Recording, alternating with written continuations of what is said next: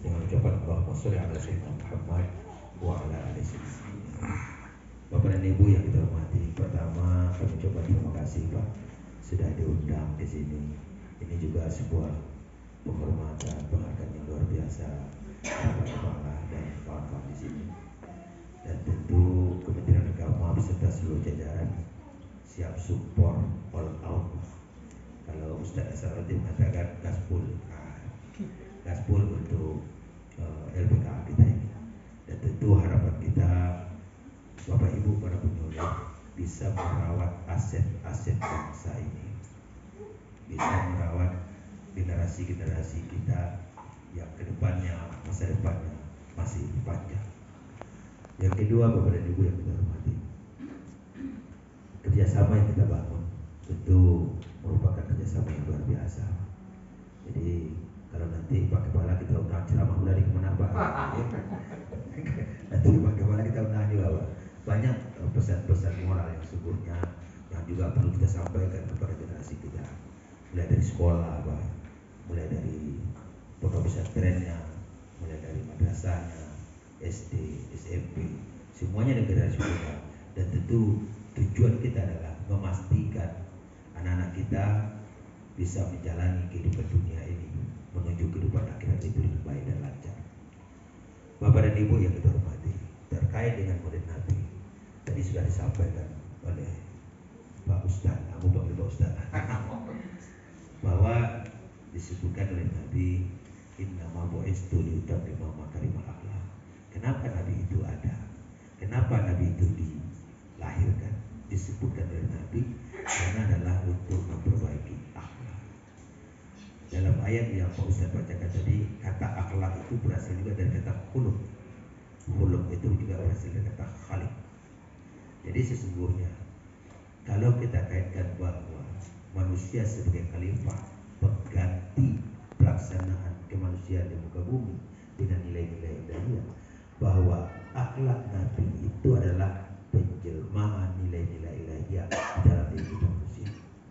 Maka tentu apa yang menjadi perilaku oleh Nabi, yang menjadi kehidupan Nabi baik secara ibadah maupun kehidupan sehari-hari, maka inilah yang perlu kita contoh dan kita teladani. Umpamanya banyak sejarah menyebutkan, pertama Nabi itu orangnya tegas. Kenapa kita sebutkan tegas? Kalau iya tidak. Bahkan banyak godaan, mulai dari godaan tahta, harta, wanita.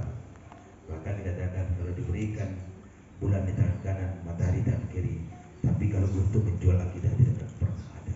Artinya apa? Tawaran yang sebegitu indah, tapi kalau itu untuk kemungkaran, Nabi akan tolak. Nah ini, jadi apa yang bisa kita lakukan? Ingat, kita adalah umat Nabi Muhammad. Kita ikut dengan apa yang dilakukan oleh Nabi Muhammad. Maka kalau Nabi tegas dengan kemungkaran, maka kita juga harus tegas dengan kemungkaran. Nabi itu pemaaf. Bahkan ketika beliau pulang diludahi, ketika sakit orang itu, Nabi yang cari mana yang ludahi ke saya kemarin. Nama ada orang kita seperti itu Pak. Kalau berdosa meludahi didoakan supaya cepat mati. Kalau Nabi tidak, Nabi pemaaf.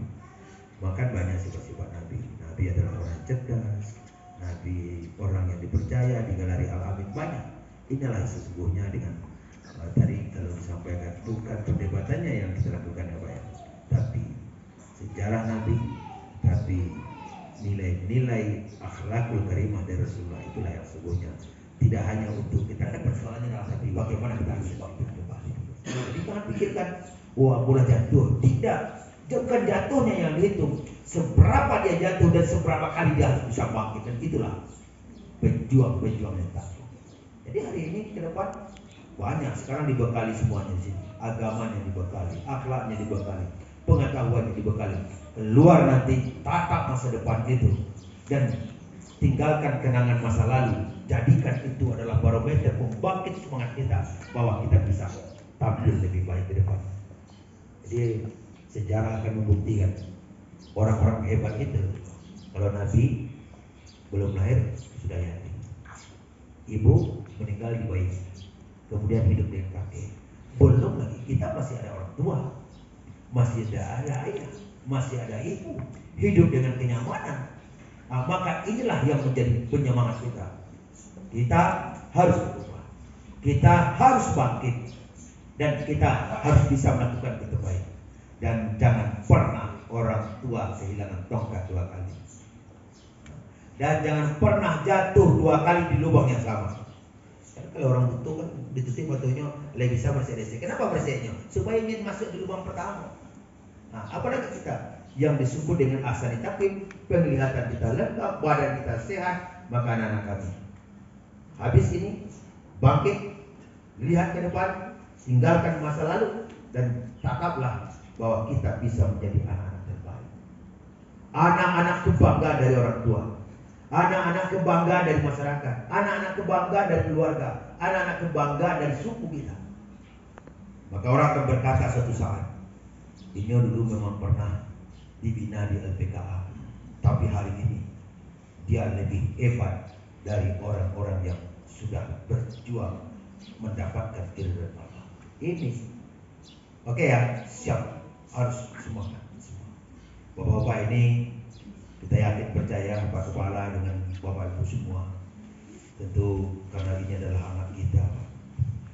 Saya ketika masuk disebut Bapak, saya nggak tahu kalau LPKA ini anak. Saya lihat yang kebayang saya anak kita. Makanya kepada anak-anak kami sayangi, harus ingat orang tua, ya. Ingat orang tua, dan itu akan merubah diri kita. Berjanjilah untuk kita bisa berubah untuk yang lebih baik. Hari ini guru-guru dari penyuluh sudah masukkan semua pengetahuan. Sholat jangan pernah tinggal, karena itu adalah barometer kita menjalankan hidup ini. Radarnya, kalau kompasnya sudah tidak jalan, Pak, kita nabrak kemana? Tapi kalau kompasnya hidup, insya Allah aman. Maka radar pertama itu adalah sholat, bersalawat kepada Nabi. Lakukanlah itu untuk membangkitkan yang kita sebut dengan hati nurani. Jadi kalau antara otak dan hati sudah seimbang, maka jalannya akan lurus. Saya akan contohkan itu Pak Kepala. Mana yang jujur, anak TK dari anak SMP juga. Jujur itu anak TK. Kenapa? Karena antara otak dengan hatinya ketika diciptakan Tuhan, jarak relnya itu masih seimbang. Masuk SMP, otaknya diasah, hatinya nggak diasah. Masuk SMA, hatinya nggak diasah, otaknya diasah. Makanya masuk itu, yang masuk dalam itu profesor, Pak. Apa dia tidak tahu? Kenapa? Antara otak manusia, kalau disebut dengan knowledge-nya, dengan inner voice dan batin manusia itu ibarat rel tidak seimbang, Pak. Jadi sering kalau tidak seimbang rel, kalau rel seimbang dia rel tetap nyaman, Pak. Tapi kalau sudah tak seimbang, nyampe yang nggak putus, udah boleh. Maka inilah tugas hari ini, untuk kembali menyamakan antara intelijensianya dengan hati kita. Buka lagi, Pak. Makanya kalau sebuah penelitian itu saya pernah baca, Pak Kepala,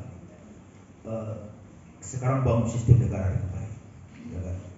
Sehebat apapun sistem, maka akal orang sehebat itu pula untuk mengganggu sistem itu. Maka katanya yang paling ampuh itu adalah sentuhlah batinnya, maka sistem itu akan rapi dengan batinnya sendiri. Jadi yang merubah itu, Pak, kalau otak saja yang kita kan, kalau sistemnya berubah, berarti otaknya juga dirubah, Pak. Tapi sekarang bukan otaknya, radarnya yang diperbaiki. Kalau sudah radarnya diperbaiki, maka kalaupun jalannya kiri kanan, dia akan mengambil jalan safety yang paling aman. Maka bagaimana membangun hal batin itu? Sholat kita, sedekah kita, puasa kita, ibadah kita, zikir kita, mengaji kita. Nah, inilah yang membangun radarnya. Kalau baca Al-Qur'annya tidak pernah, kalau sholat jamaahnya nggak ada, kalau umpamanya hanya hidup untuk dunia, yang dimakan juga bercampur-campur, ya kan? Maka banyak penyakitnya akan datang. Nah, maka untuk itu kita kembalikan kepada batin kita kembalikan kepada nurani kita, barulah kita muncul nanti. Kita bisa mengatakan, oh ini jangan, oh ini salah, oh ini keliru, oh ini akan bertentangan dan akan membahayakan diri kita sendiri. Berarti radarnya sudah hidup di dalam batinnya. Inilah yang perlu mungkin kita semua tidak siapa saja dan kita semua. Dan ini juga harus kita bangunkan. Jadi melalui Maulid Nabi ini kita hidupkan pada kita kembali. Lihat, Nabi kenapa bisa pemaaf? Apa Nabi juga? Nabi itu kan basirnya juga. Nabi itu sebagai manusia biasa. Tapi kenapa Nabi itu ketika orang yang sudah meludahinya, ketika orang yang sudah mencederainya, ketika di Taif mereka Nabi dilukai, kenapa Nabi tidak mau membalas? Kenapa? Karena radarnya stabil jalannya. Kita ketika ada sesuatu yang menyakitkan dalam diri kita, maka radar kita rusak. Emosi mulai, dendam keluar. Bagaimana kita melihat mereka kecelakaan, dan itulah sebuah kenikmatan. Itu tanda-tanda radar rusak. Maka radar inilah yang perlu kita perbaiki. Dan tentu anak-anak kami di sini, kami yakin dengan pembinaan dari Pak Kepala, dengan Bapak Ibu semua di sini dan kita semua, mari kita kembalikan selalu mengingat Tuhan. Selalulah tampil dengan akhlakul karim.